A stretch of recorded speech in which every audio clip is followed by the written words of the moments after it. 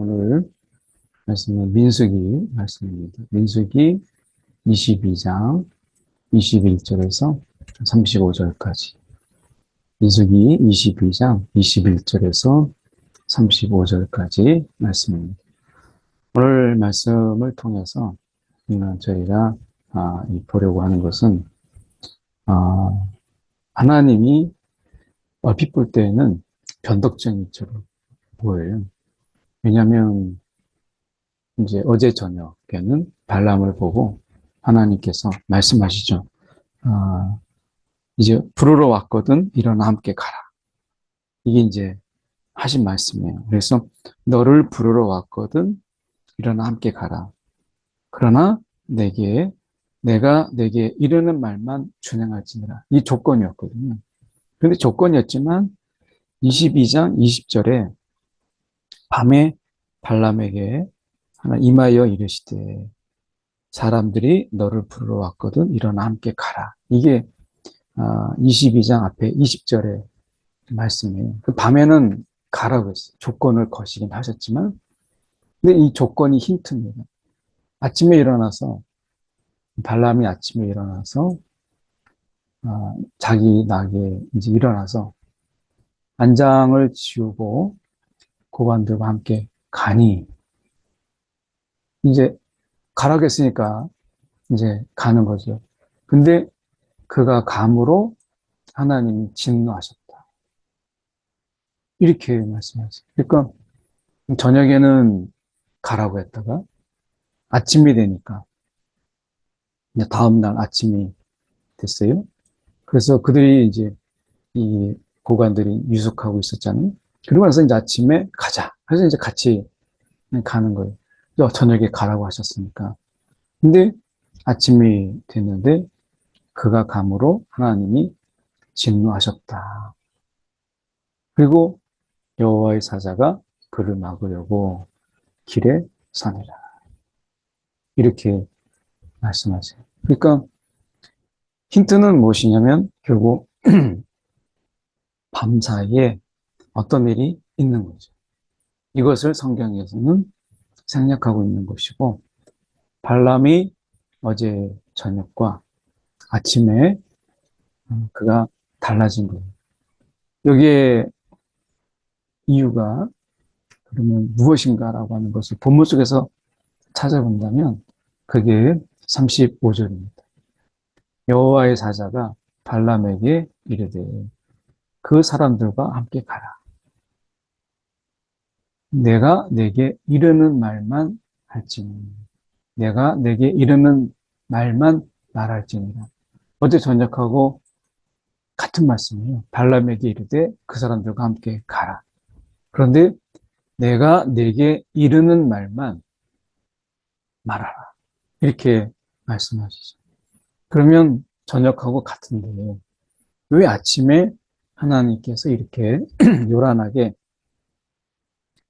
진노하신 이유가 무엇인가 라고 하는 것을 다시 보면 밤사이에 있었던 어떤 문제가 있었던 거죠. 그러니까 다시 한번 우리가 보면 이 아침과 그 저녁 그 사이에 문제가 있는 거예요. 그러니까 그 문제가 뭐냐? 성경에 나와 있지는 않지만 우리가 생각해 볼 수 있는 것은 이제 이 모압의 이제 왕이 원하는 대로 너가 말하는 대로 다 들어주겠다라고 하고 고위직도 주겠다 이렇게 이야기하죠. 그러니까 어떻게 보면 발람에게 있어서 절호의 기회잖아요. 그래서 조건 하나님께서 내가 이르는 말만 말할지니라 라고 하는 이 하나님의 말씀, 하나님의 이 조건이 함께 가라라는 말보다 지금 훨씬 더 중요한 부분이거든요. 그런데 발람이 밤새 그가 들뜨고 또 설레서 밤새 잠을 이루지 못하고 생각한 것은 무엇이냐면 야, 내가 모압 왕의 말만 들어준다면 내가 이번에 많은 부와 명예를 내가 얻겠구나. 내가 드디어 성공의 기회가 왔고, 내가 고위직의 기회를 가지게 되었구나. 밤새 많은 생각을 했지만, 그러한 생각들이 결국 하나님의 조건을 잊어버리게 만든 것이죠. 그래서 그 마음에 점점 밤새 이 생각과 또 이런 속에서 주도한 게 뭐였겠어요? 하나님의 조건? 야, 내가 하나님이 이르는 말만 해야지. 그러면 이건 간단한 문제거든요. 그럼 무슨 말씀을 하실지 그냥 가보면 돼요. 하나님께 맡기면 밤새 이렇게 뒤척일 필요가 없어요. 근데 사람의 염려와 고민이 결코 하나님의 이 순종에 도움이 되지 못하는 것은 마음에서 이제 하나님의 말씀, 이루시는 말씀만 내가 전해야 되겠다 하면 끝난 거잖아요. 근데 왜 고민하는 거예요? 발람의 문제는 무엇이냐면 스스로 이 고민을 통해서 하나님의 이 조건, 내게 이르는 말만 말할지니라 라고 하는 이 부분을 스스로가 그것을 밀어냈다는 것이죠. 그리고 그 자리에 염려와 탐욕, 또 자기의 욕망, 또 성공에 대한 어떤 생각들, 이런 것들이 채워지니까 마음이 바뀐 거죠. 그래서 밤새 발람의 결론은 지금 하나님께서 왜 이렇게 하셨느냐. 발람의 결론은 결국 내가 모압 왕이 시키는 대로 눈 질끈 감고 내가 저주해야 되겠다. 이런 결론에 이르게 된 거예요. 그러니까 말은 안 했지만 하나님이 보실 때 그 발람의 그 심정을 보시는 하나님이 딱 보니까 이건 모압 왕이 시키는 대로 저주할 마음을 가지고 나선 거예요. 아침에. 그러니까 어떻게 보면 이미 밤새 고민하면서 자신의 결론을 얻은 거죠. 그러니까 이 발람은 조건을 잊어버리고 함께 가라. 이 함께 가라라고 하는 이것만 기억한 거예요. 밤새 이거하고 씨름한 거죠. 그래서 가서 그러면 내가 어떻게 해야 되나? 왕 앞에 가는데 그래도 그가 말하는 것을 한 번 정도는 들어줘야 되지 않을까? 그렇다면 가라고 하셨으니까 그 정도는 이해해 주시겠지. 내가 이렇게 그래도 뭐 하나님의 뜻을 행하면서 살았는데 이렇게 하나님이 또 보상해 주시는구나. 이러한 많은 생각들이 있었어요. 그러면서 점점 하나님이 정말 가라고 하는 말보다 더 중요한 내게 이르는 말만 말할지니라 하는 것은 잊어버린 거죠. 우리가 이 결론적인 신앙 속에서 흔히 일어나는 일이에요. 그래서 가라. 그러면 그 가라만 기억하고 내가 가서 무엇을 할 것인가 라고 하는 부분에서 하나님께 맡기지 못하고 결국 내가 뭘 해야 되겠다라고 하는 것으로 채우는 것이죠. 그것은 결국 많은 합리화를 가지지만 자신의 그 탐욕이 그 자리에서 자리하고 있다는 사실을 우리는 기억할 필요가 있죠. 그래서 발람이 자기 나귀를 탔고 그리고 그 두 종이 함께 이제 있습니다. 근데 나귀가 여호와의 사자가 이 나귀는 이제 이것을 보았어요. 칼을 빼어 손에 들고 길에 선 것을 보았어요. 이거는 이제 본 거죠. 근데 발람은 이것을 보지 못했어요. 그러니까 이 발람이라고 하는 이 자가 앞에서 우리가 보면 이 십볼의 아들 발락이 이제 모압 왕이었는데 그가 이제 발람을 부릅니다. 이 발람이라고 하는 것은 어떻게 보면 이제 그러니까 이 선견자라고 하는, 그러니까 먼저 앞을 보는 이런 것을 우리가 발람 일이잖아요. 예언자 또는 선견자 이렇게 이야기하죠. 그러니까 발람은 무엇보다도 잘 듣고 보는 자예요. 그러니까 선지자의 의미를 생각해 본다면 하나님이 말씀하시면 남이 듣지 못하는 것을 듣고 남이 보지 못하는 것을 보죠. 그러니까 어떤 환상이나 아니면 하나님을 보는 거예요. 그러니까 남이 보지 못하는 것을 보고 남이 듣지 못하는 것을 듣는 그들에게 하나님께서 그렇게 하시는 거죠. 그런데 발람이 지금 상징적인 의미, 나귀는 보았는데 발람은 오히려 보지 못했어요. 나중에 31절에 이 발람의 눈을 밝히시며 발람의 눈을 밝히시며 이렇게 지금 말씀하잖아요. 그러니까 그가 밤새 그 탐욕으로 자신의 욕심으로 그가 얼마나 이 눈이 어두워졌는가. 탐욕으로 인해서 그의 눈이 어두워졌다라고 하는 것을 여기서 보여주는 거예요. 나귀도 본 것을 이 발람이 못 보는 거예요.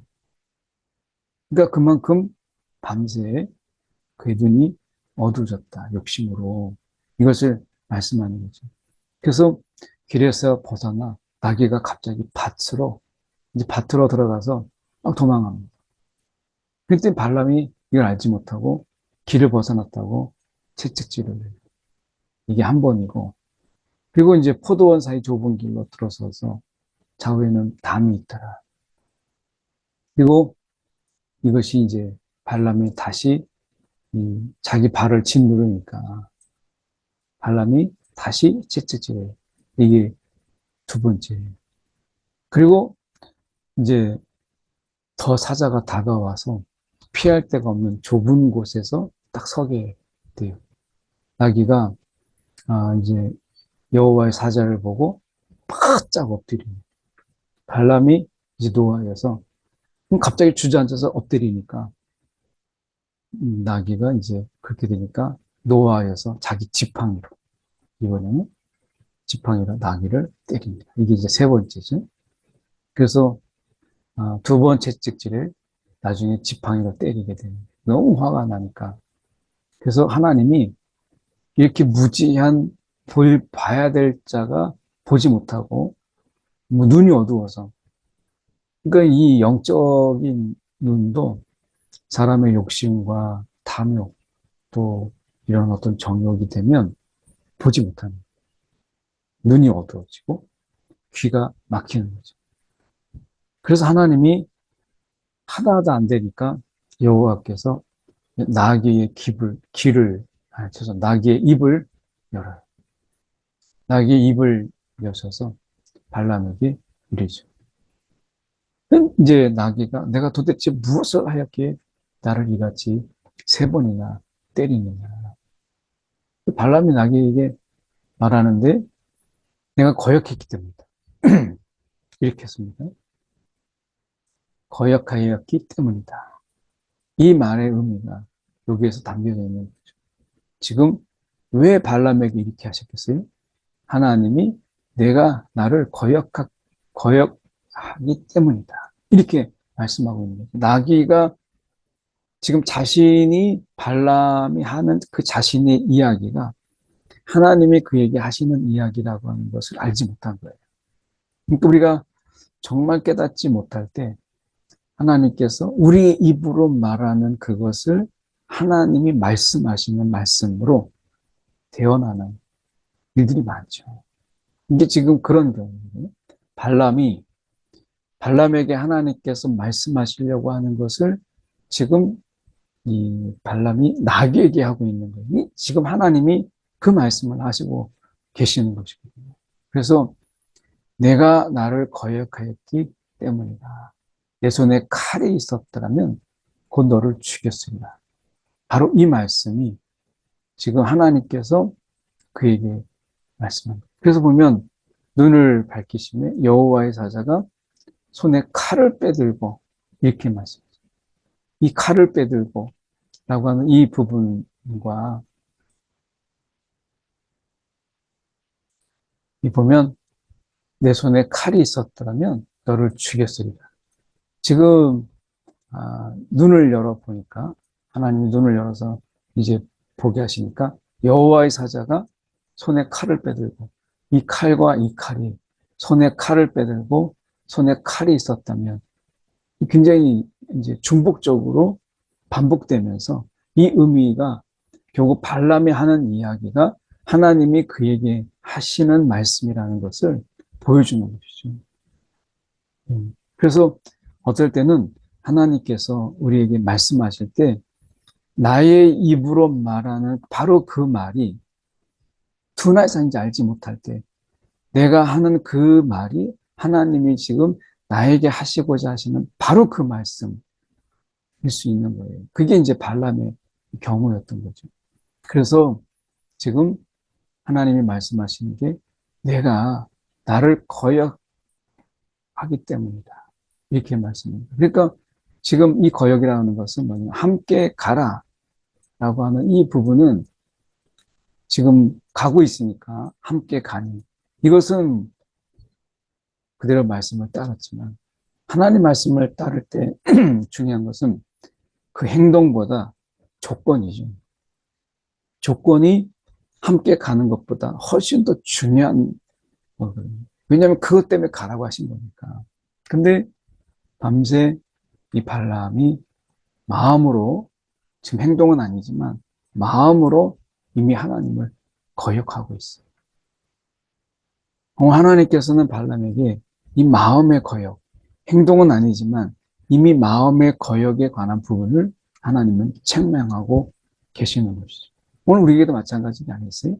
하나님이 우리 가운데 이미 내 행동은 아니지만 그러나 하나님의 말씀을 빗대어서 하나님이 가라고 했으니까 그 가라고 하는 그 말씀이 정말 그 발람에게 있어서는 목숨을 거는, 왜냐하면 하나님의 조건에 충실하도록 하기 위한 부분이었잖아요. 그런데 그 부분을 거역한 거예요. 마음의 거역. 이 마음의 거역도요, 거역입니다. 그 행동을 해서가 아니라 이미 밤새도록 씨름하는 것을 보았잖아요. 발람의 결론을 하나님이 보셨잖아요. 이미 이것은 마음의 결정, 그리고 마음에 일어났던 반역도, 마음의 거역도 하나님은 아시고 그에게 하나님께서 지금 진노하신 것이죠. 하나님이 우리의 마음의 거역을 아십니다. 그래서 이 거역을 우리가 하기 때문에, 그래서 다시 한번 이것을 말씀하시는 거예요. 내가 내게 이르는 말만 말할지 라고 말씀하신 것이죠. 그래서 지금 여호와의 사자가 그에게 이르되 어찌하여 내 나귀를 이렇게 때렸느냐. 이것은 내 앞에서 내 길이 사악함. 이미 너가 마음의 이 거역을 통해서 지금 너의 마음을 내가 알고 있는데 그 네 길이 사악하다. 하나님이 가라고 하는 걸 빗대서 너의 욕망과 탐욕을 채우려고 하니까 이게 악한 것이다. 이렇게 말씀하시다. 그래서 내가 너를 막으려고 나왔더니 나귀가 이렇게 지금 그냥 나를 보고 3번이나 돌이켰다. 그래서 벌써 너를 죽이고 나귀는 살렸을 것이다. 이렇게 말씀하죠. 그랬더니 발람이 바짝 긴장해서 하는 말이 당신이 이 일을 기뻐하지 아니하시면 나는 돌아가겠나이다. 여전히 이 발람은 깨닫지 못해요. 가라고 하는 거. 그래서 갔는데 이런 마음이 좀 느껴지잖아요. 왜 가라고 하셨는지 이 부분에 대해서 깊이 그가 생각하지 못한 거죠. 오늘 하나님이 이것을 해라 라고 했을 때 하나님의 그 동기, 하나님이 이것을 허락하신 그 이유, 이것이 중요한 것이잖아요. 우리가 이 하나님의 이 깊은 뜻을 헤아리고 그 명령을 행하는 것인데, 하나님의 의도를 모르고 명령을 행한다라고 했을 때 그 명령을 온전하게 준행하기라고 하는 것은 어렵죠. 엄마가 심부름을 시켜요. 그래서 가게를 갔다 와라. 근데 뭘 사러 갔는지를 듣지 않고 가게만 갔다 온 거예요. 그러면 그걸 순종이라고 말할 수 있을까요? 그 결과론적인 같다라고 하는 부분 속에서 순종이라고 할 수 있겠지만, 그것은 온전한 순종이 아니죠. 뭐를 사러 가야 되는지, 뭘 사가지고 와야 되는지, 내가 여기에 왜 심부름을 왔는지가 없는 거죠. 오늘 혹시 우리가 그래서 조건이라고 말하지만 결국 하나님이 그 가게 하시는 하나님의 의도, 하나님의 뜻이 없는 그런 함께 가는 것이죠. 이것은 그 속에서 하나님의 조건을 지운 이 발람의 거역이 있었다라고 하는 것을 우리가 기억하면서 오늘 하나님의 말씀에 순종함에 있어서 하나님이 우리 가운데 말씀하시는 그 이유, 조건, 이것이 무엇인가를 기억할 줄 아는, 그리고 그것에 우리가 하나님의 사명이 그 조건에 있는 거잖아요. 그래서 그 사명을 잊지 않는, 이것이 중요한 것이죠. 오늘 저와 여러분도 하나님이 말씀하신 것에 가라 오라, 여기에가 아니라 하나님이 그 속에 조건, 그 사명으로 말씀하신 바로 그것을 우리가 다른 것과 타협하지 않는, 우리가 그것을 붙잡는 저와 여러분이 되길 원합니다. 기도하겠습니다. 한 1분 정도. 하나님, 우리가 결과만 갖고 내용이 다른 순종을 하고 있지 않는지 돌아보게 하여 주옵소서. 함께 기도하겠습니다. 사랑이 많으신 하나님 아버지, 감사합니다. 오늘도 우리의 순종은 하나님이 말씀하신, 오늘도 하나님께서 말씀하신 오늘 하나님의 조건, 또 하나님의 사명을 우리가 망각하며 우리가 이 어떤 행동의 결과만을 생각하고 있지 않는지 돌아보게 하여 주시옵시고, 오늘도 하나님께서 우리 가운데 하나님 말씀하신 하나님의 뜻, 하나님의 의도, 또 그분의 이 결정을 우리가 기억하며 주님 하나님의 말씀에 순종하는, 하나님 지혜로운 순종하는 자가 되게 하여 주시옵소서. 사랑이 많으신 하나님 아버지, 오늘도 이 시간에 말씀 앞에 섭니다. 오늘도 함께 가라 라는 말보다 훨씬 더 중요한, 내가 내게 이르는 말만 하라 라는 것을 망각하고 함께 가는 결론만 집중했던 발람, 그 속에서 이미 마음에 거역이 있었으면 그가 영적으로 어두워졌음을 우리는 기억합니다. 주님, 오늘도 주님께서 우리에게 말씀하신 하나님의 뜻을 마음에 새기고, 오늘도 하나님의 그 뜻을 우리가 행하는 진정한 순종이 우리 가운데 있도록 인도하여 주옵소서. 살아계신 예수의 뜻을 받들어 기도드렸나이다. 아멘.